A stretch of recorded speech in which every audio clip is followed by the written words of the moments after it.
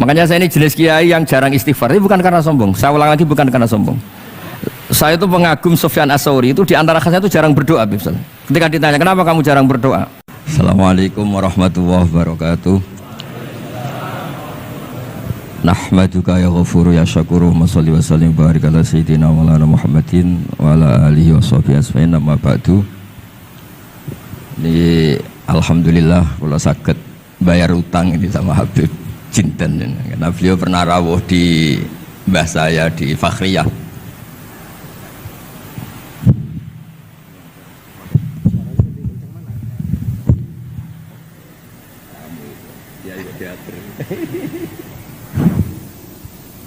Kita pakai ini ya. Cukup.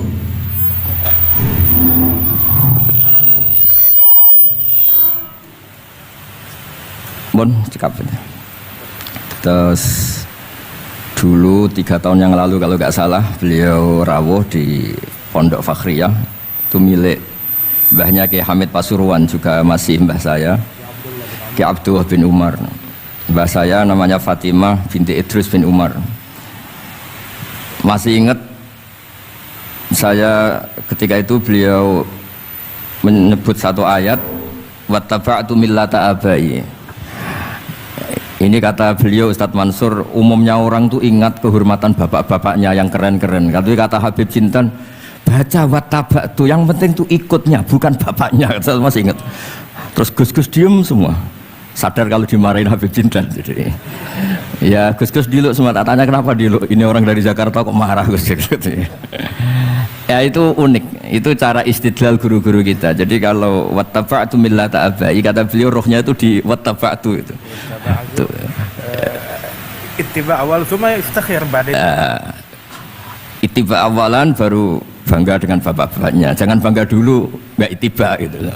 Jadi alim dulu baru bangga Habib Jinten. Jangan bangga muridnya Habib Jinten ndak alim-alim. Gitu Bebe.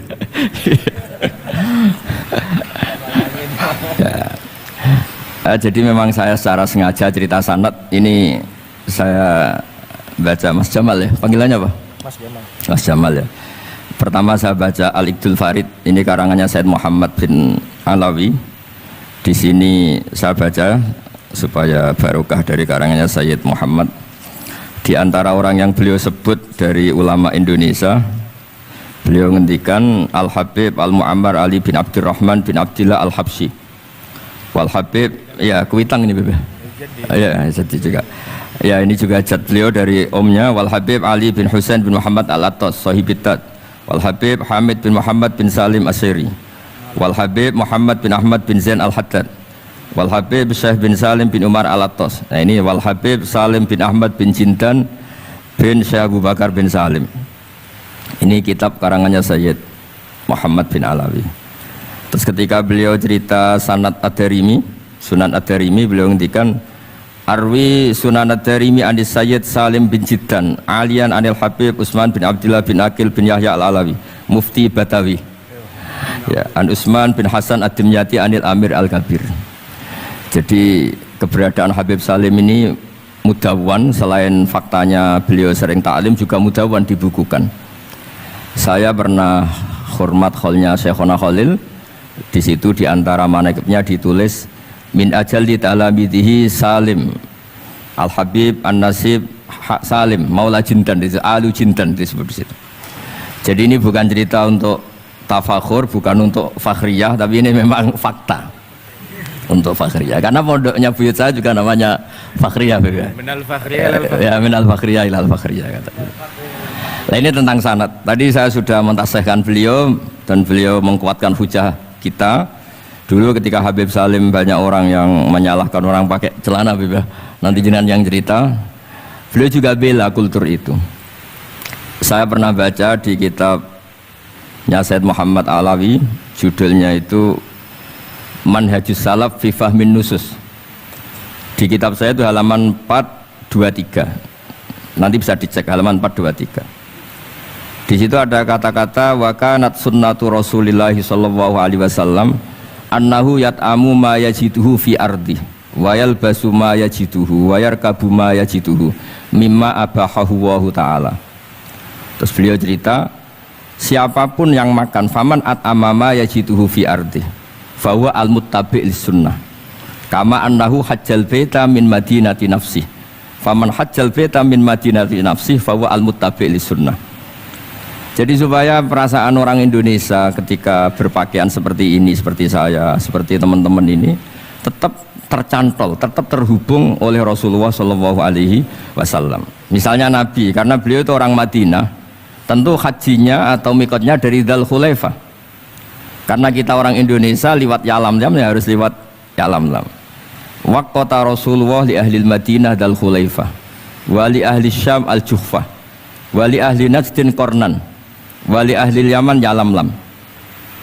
Jangan mentang-mentang ikut sunnah Nabi terus orang Yaman mikotnya dari Dzul Khulaifah, orang Sam juga dari Dzul Khulaifah. Semua itu harus min madinati nafsi.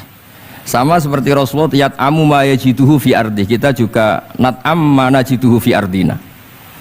Sehingga jangan sampai umat Islam yang perilakunya keseharian ini sudah baik kemudian merasa tercerabut dari sunnah Rasulullah Shallallahu Alaihi Wasallam. Karena Nabi seperti mana kita ingin dan kita tahu, ketika ada orang Arabi bilang Allahumma arhamni wa Muhammadan wala tarham ma'ana ahadan, ya Allah hanya saya dan Muhammad yang perlu engkau kasihani, yang lain jangan. Kata Nabi, laqad tahajjarta wasi'an, rahmat Allah yang luas ini kamu persempit hanya karena mungkin kita orang Jawa, orang Indonesia. Makanya saya ini bangga ngaji sama Mbah Mun, beliau orang Jawa, saya ngaji juga hanya di Indonesia. Tapi guyonannya Mbah Mun dulu itu lucu, wong koyok kon tuh kayak orang Jawa kayak kamu tuh mesti ada yang alim, karena Islam ini kafatal linnas. Makanya yang ahli nahwu itu Imam Sibawayh, padahal beliau Persia. Imam Ghazali juga bukan orang Arab tapi alim hujatul Islam, karena Allah ingin memaklumatkan bahwa agama ini kafatal linnas, bukan milik orang Arab saja, bukan milik siapa saja, tapi kafatal linnas. Makanya kita harus bangga dengan tradisi para habaib. Ada Rauhah Bukhari.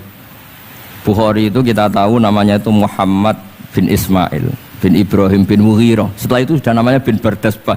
Maula al-Ju'fi, ini Bardasbah itu orang yang dulu diislamkan keluarga al-Ju'fi. Itu Mbah Mun kalau guyon itu Bardasbah cara Jawa mbok parmin mbok parlan. Tapi nyatanya dia putu alim alamah namanya Imam Bukhari. Artinya kita tentu sepakat, sangat-sangat sepakat, sangat menghormati orang-orang yang arfa'u minna nasaban kayak para habib. Tapi para habib juga mau ngakui kayak pakai Bukhari as-Sahihul Kutub ba'da kitab al-Bukhari. Sehingga memang nggak pernah ada masalah secara sanad, secara tradisi. Di kitabnya Sayyid Muhammad ini ada sanad dari ulama India yang orangnya juga macam-macam, dari marga macam-macam. Jadi saya mohon barokahnya sanad ini kemudian kita tahu apa sih sanad itu. Sanad itu ya kadang-kadang harus lewat orang yang mungkin kita tidak cocok. Dulu itu ada sahabat tanya, kalau mencium istrinya pas Ramadan itu sah apa enggak? Kebetulan ditanya itu Maimunah. Enggak tanya Saudah karena sangat yakin enggak itu, kalau Saudah itu enggak. Itu Maimunah jawabnya, kalau kita enggak ngalamin, coba tanya Aisyah yang potensi ngalamin dicium pas Ramadan. Sebetulnya istri yang Nabi itu sama Aisyah itu ya agak gimana ya, namanya Doro itu ya rival. Akhirnya tanya, ya Aisyah, gimana hukumnya lelaki mencium istrinya pas Ramadan?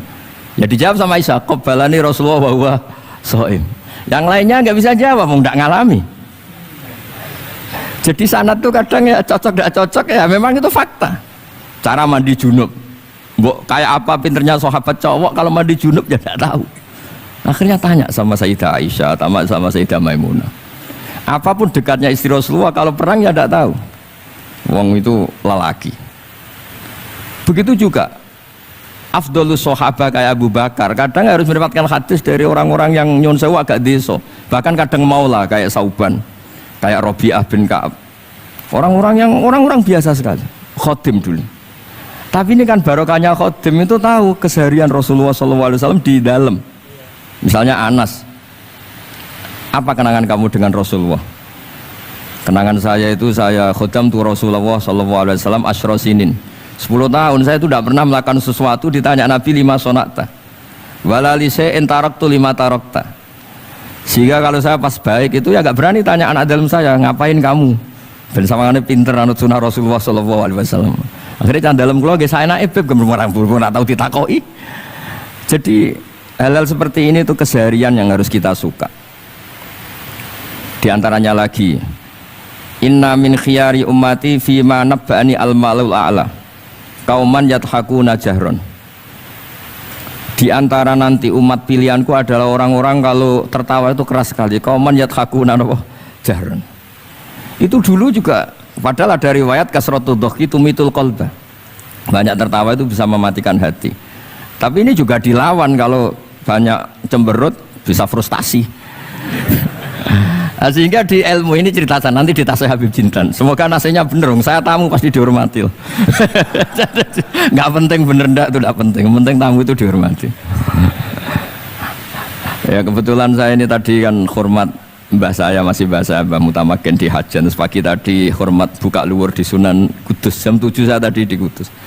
Ya akhirnya sama teman-teman difasilitasi, disuruh naik pesawat tadi jam 11 tadi. Tapi saya tidak capek karena memang saya senang cerita sanad. Tapi yang lucu-lucu saja, nanti yang serius jangan saya, yang lucu-lucu saja. Biar lucu sampean tuh tidak ngawur, tapi ada sanadnya. Ada seorang mufassir yang bilang ketika nafsiri wa annahu wa adhaka wa abka. Allah itu zat yang memberi kamu tertawa. Mbok kamu ingin susah, tidak akan tertawa. Tapi kalau Allah menghendaki ya tertawa aja. Ada orang miskin frustasi, maunya gak tertawa. Tahu-tahu jalan-jalan ngerti badut, ya akhirnya tertawa. Ya karena adhaka itu fi'luwah. Kalau Allah menghendaki mau apa? Karena adhaka itu fi'luwah. Nggak bisa. Orang yang baru seneng kayak apa, nggak ingin nangis. Tapi kalau Allah menghendaki wa abka, dinangiskan ya tetap menangis. Wa annahu wa adhaka wa abka. Karena kita ini semua adalah objek oleh kudrahnya Allah Subhanahu wa ta'ala. Saya itu sebenarnya paling tidak ingin ngaji bareng Habib tuh. Selain kalah nasab ya kalah ganteng. Ya tapi ditakdir mau apa? Mau apa? Ya sudah sami'na wa ata'na. Jadi saya saat ini tidak cari pahala benar, tapi pahala tawadhu karena diundang ya. Saya sudah penting benar salah, penting tawadhu. Jadi saya tadi sedang rayu sama Allah, ya Allah, saya kali ini tidak cari benar, cari tawadhu. Sudah mesti pahalanya besar tawadhu itu. Jadi supaya Islam ini gampang ya. Saya pernah cerita ke kiai yang khusyuk. Kalau sholat lama sekali, tak cerita ini hadis. Nabi itu gak pernah menegur orang yang sholat cepat. Yang ada itu sanad negur sholat lama. Terus tak cerita ini hadisnya Mu'ad, tertawa-tawa deh. Gus kamu itu raan kok masih punya dalil? Saya punya sanad. Ada nggak sanad Nabi negur orang yang baca surat pendek? Nggak ada. Yang ada itu yang baca surat panjang. Nanti bisa direvisi sama Habib Jitin kalau nggak cocok, tapi ini yang rileks saja karena potongan Islam Jawa ini kalau tidak berat nggak akan kuat. Jadi ya sudah, inna minkum munafirin katanya Nabi, sholat yang terlalu lama itu munafir kata Nabi. Afattanun anta ya Mu'ad, kamu bikin umat ini nggak nyaman karena kalau kamu jadi imam itu lama sekali. Ini alhamdulillah betul, hadis ini harus kita hafal betul. Nah, supaya Islam ini meskipun pilihan-pilihan keseharian itu ada sanad itu saja kepentingan saya. Yat amu ma yajiduhu fi ardi wa yalbasu ma yajidu wa yarkabu ma yajidu. Saya sering beb di tahun desa-desa Gus anak kula tahnik cethaki Gus tapi mboten enten kurma nganggo degan ae. Lho Gus dari kiai-kiai ku kurma. Kurma itu halawiyat, ya degan juga termasuk halawiyat. Ya sudah. Kalau kamu ingin sunnah Rasul, Nabi nggak pernah sholat di Indonesia, berarti kalau kamu sholat ke Mekah dulu atau maksud saya supaya orang itu nyaman dengan Rasulullah itu hadir di semua sisi kehidupan kita. Kalau dalam istilah Sayyid Umar Hafid, Faruhu Muhammadin sallallahu alaihi wasallam awsa' wa asra. Kalau kamu bisa tawassul dengan Nabi Ibrahim, Nabi Musa, dan beliau-beliau bisa datang ketika Lailatul Mi'raj untuk hormat Rasulullah sallallahu alaihi wasallam di Baitul Maqdis, Faruhu Muhammadin awsa' wa asra kata beliau. Jadi bisa datang di kapan saja, di mana saja. Jadi jenengan meskipun di Indonesia tidak usah khawatir, kita semua ini dilihat Rasulullah SAW. Dan cara lihat Nabi itu gampang, tidak kayak kita. Kata Rasulullah, hayati khairun lakum wa mamati khairul lakum. Saya kalau masih hidup juga baik untuk kalian. Anda bisa cerita hadis dengan saya, sering bercengkrama. Dan ketika saya wafat kata Nabi, saya sudah dekat sama Allah Ta'ala. Kalau melihat kamu baik, saya muji Allah. Kalau melihat kamu salah, saya mintakan ampun. Makanya saya ini jenis kiai yang jarang istighfar. Ini bukan karena sombong. Saya ulang lagi, bukan karena sombong. Saya itu pengagum Sufyan Ats-Tsauri, itu di antara khasnya itu jarang berdoa. Ketika ditanya kenapa kamu jarang berdoa, selagi saya ngajar, kata beliau ini, selagi saya ngajar itu masuk hadis ala khulafai rahmatullah. Waman khulafau kaya Rasulullah alladzina yuhyuna ma amatahun nas min sunnati. Jadi kalau saya baca Bukhari, otomatis dapat doanya Nabi ala khulafai rahmatullah. Timbang kamu doakan nangis-nangis gak jelas mandinya, mendingan mulang gitu. Terus kedua, doa hamalatil arsy alladzina yahmiluna al-arsya man hawlahu yusabbihuna bihamdi rabbihim wa yu'minuna bi wa yastaghfiruna. Kita semua sudah diistighfari sama malaikat hamalatul arsy. Rasulullah juga wastaghfir li dzambika walil mu'minina wal mu'minat. Fastighfaru Rasulillah qad kafana wa fawqal kifayah, kata beliau. Artinya gini, kalau kangkang jarang istighfar jangan karena sombong, manfaatkan fasilitas ini gitu. Ini pentingnya sana. Jadi semua itu jangan sampai kita ada istighfar karena jafatul qalb, karena qaswatul qalb. Enak lah kalau ada fasilitas gitu, ada fasilitas. Itu kalau saya pidato di depan Gus-Gus. Kalau di depan Habib berani, di depan Gus-Gus. Itu ada yang setengah beling, setengah ada alim, ada yang alim. Terus yang beling-beling pesan sama saya, Gus tolong bela kami, maksudnya. Ya kadang-kadang mubalek kan order pesenan itu.